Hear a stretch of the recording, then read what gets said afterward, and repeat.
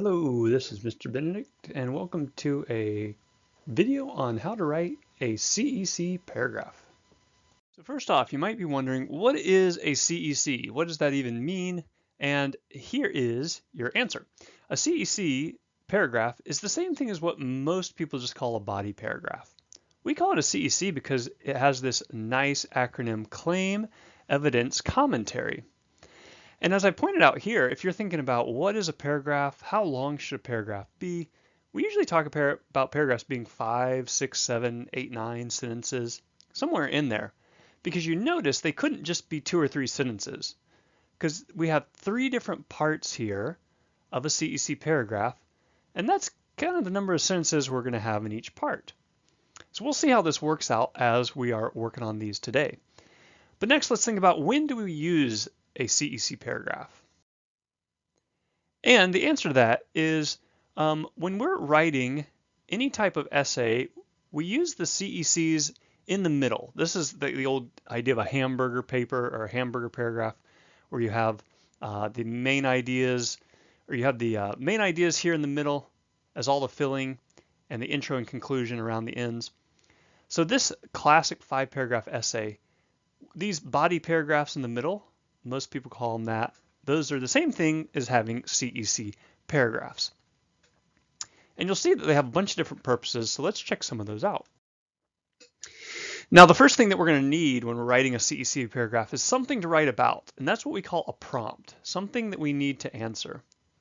And usually your teacher is going to give you a prompt, and usually you're going to need to avoid first person in this. That means we're avoiding I. So we're not going to say, I think blah, blah, blah, or in my opinion, blah, blah, blah. Instead, we just state it straight up. Here is what the truth is. Okay. Now, if they're asking you, what is your favorite food? Of course, you're going to say, my favorite food is blah, blah, blah. But in general, they're not going to have you doing that for a CEC or for an essay. So instead, you're going to avoid I and other first person. Let's go ahead and look at some examples here of some prompts. How about this prompt? We have an opinion one here. Who would make the best president? That's asking an opinion. These other two, you'll notice, are more of like an analysis. Explain the use of symbolism in Fire and Ice. That is a poem by Robert Frost. Or pick a character and explain his or her greatest weakness. Maybe we're reading a book and we need to explain that weakness and that character. So they have analysis. We can do this with opinion. You'll see these come up in lots of different ways. So let's take each of these and break down the parts. Okay, so first part. Remember, the first C stands for claim. That's our main point. And the really important thing to do here is make sure it answers the question. You would be shocked by how many students I have writing CEC paragraphs, and their claim doesn't even answer what I was asking. The best way you can make sure this is happening is by doing this. That is, when you see the prompt, who would make the best president, use some of those words from the prompt in your response. You'll notice that this response has like almost the exact same wording. Darth Vader would make the best president. So I know I've answered the prompt if I can repeat some of the words in it. Okay. Remember, it's not going to be something like, I like Darth Vader, because that does not answer our question. Or some people like to have these really philosophical lead-ins to their paragraphs. Presidents have a variety of leadership qualities. Okay, that's really nice. But that's not what we need for our claim. Our claim straight up answers the question. You want to know who the best president is? Here's the answer, Darth Vader. Now, of course, we'll have to explain that and back it up, but that's what we'll do later in our paragraph. Let's take our second example here. So we have this poem, Fire and Ice, and our teacher asks, explain the use of symbolism in Fire and Ice. And so again, we're going to be using some of these same words in order to make sure that we're answering the prompt. Fire and Ice uses symbols to reflect emotions. Not Fire and Ice uses symbols, because of course it does. The teacher already told us that when they asked us to write about them, so that's kind of silly. Or not, Fire and Ice is a good poem. That doesn't answer the question. Instead, we're going to make a point. We're going to say Fire and Ice uses symbols to reflect emotions. Let's check out that third claim. Okay, so this one asks about a main character and his or her greatest weakness. And if we want to make sure we answer that question, one of the best ways to do that is to repeat things we're seeing in the prompt. So there's our character. Lady Macbeth's greatest weakness is ignoring her emotions. So we've really clearly answered that, right? Not Lady Macbeth is crazy. If you think insanity is her biggest weakness, then that is something you could argue, but you'd want to explain that fully in your claim. And we wouldn't say something like the play Macbeth has many great characters, because again, that doesn't answer our question. All right, so we've come up with several examples of good claims in here. And sometimes our teachers like to really take these up a notch and ask for a couple other things with them. So let's take a look at the bonus things we might have with it.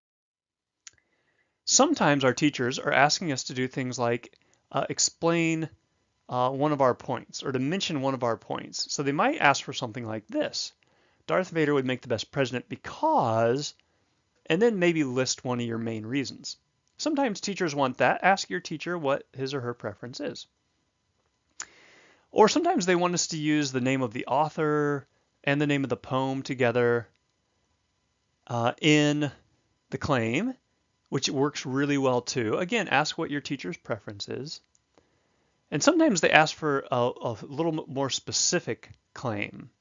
So for instance, Lady Macbeth's greatest weakness is ignoring her emotions. Last time we just stopped right there, but sometimes they want a little more explanation. So again, double check with your teacher if he or she wants any of these a little bit differently, a little bit of these additions. All right, but that's the basic idea with claims. So let's do a little checklist here. Okay, did we answer the question? Is it arguable? And do we use words from the prompts? And did we avoid I? Let's check these out here. Darth Vader is a Star Wars villain. Well, that doesn't answer our question.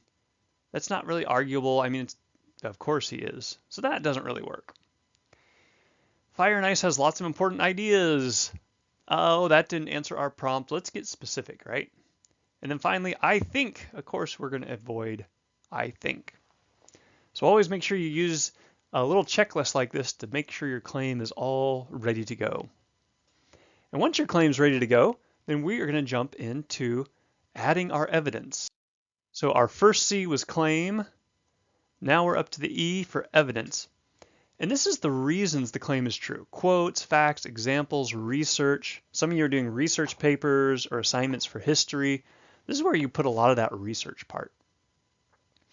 So remember our first claim was Darth Vader would make the best president. Now we need to explain why. And here's some evidence. In Star Wars, Darth Vader successfully leads the Galactic Empire in its quest for dominance. He wields great power by using the Force, plus he is partly machine. All right, well, that's pretty straightforward. I have like 3 different reasons in here, and those reasons all support this idea of what would be useful qualities of him as a president. So, good evidence that really clearly supports my point. Let's check out the next one because it gets a little different when we move away from opinion into analysis. So you'll notice for analysis now that we're quoting from the poem. And this is a big thing that your teachers are going to ask you to do. And I'm going to really sloppily write it on our screen here. And that is when you're talking about a story, a book, a poem, your teachers are going to want quotes and examples from that. So if we say Fire and Ice uses symbols to reflect emotions, we want some really good evidence of that.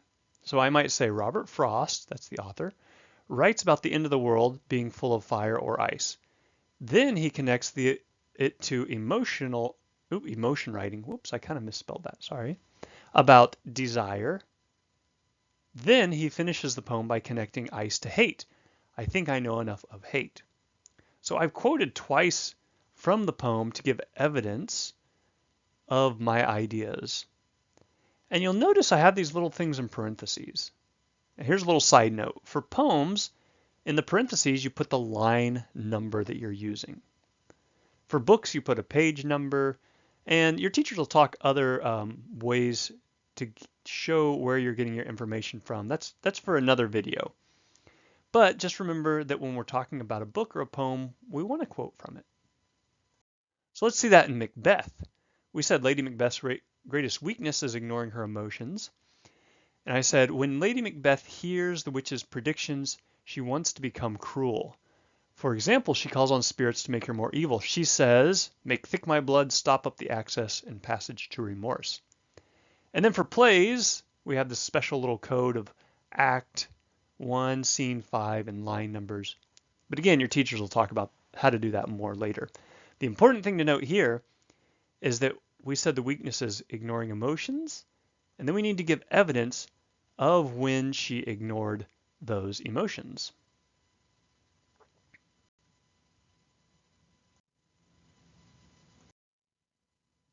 Okay, so now we have a good collection of evidence for each of these topics, and we're going to get into our next part, which is about the commentary, but let's do our checklist here.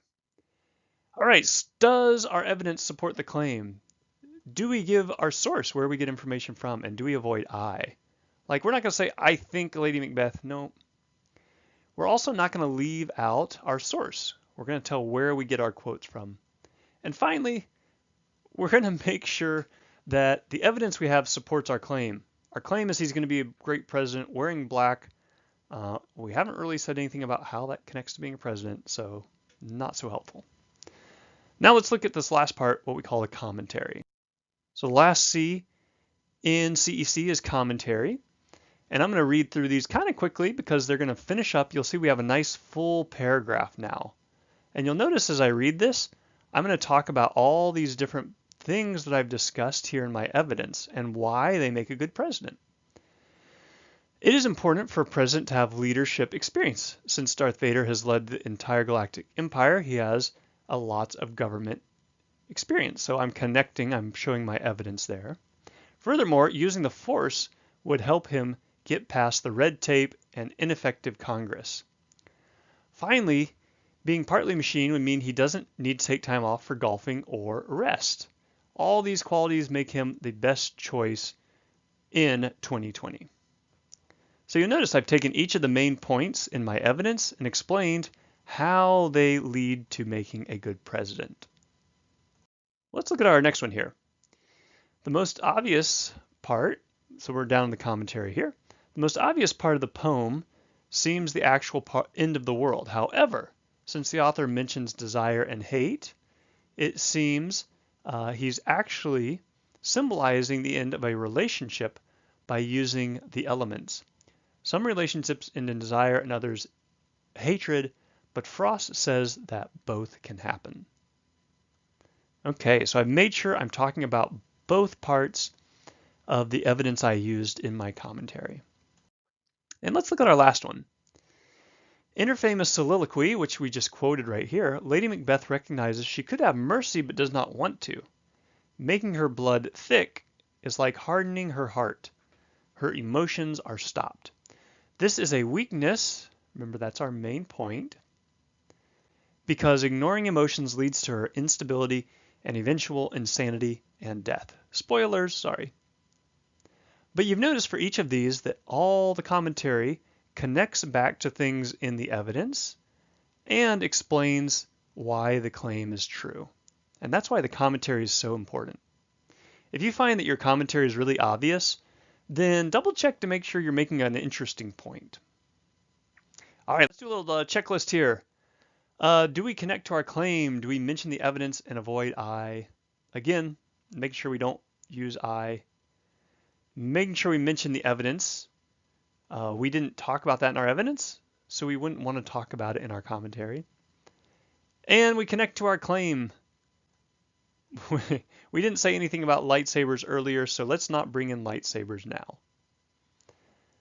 All right, so we can do a final check-in here to make sure we got this all right. First thing to do, make sure we remove those labels. We don't need it to say claim, evidence, commentary.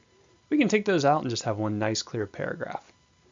Make sure we've avoided I throughout, and then make sure we have a full paragraph with all those sentences just like we need it. All right, I hope that was helpful. If you have more questions, make sure you contact your teachers, and I will see you next time.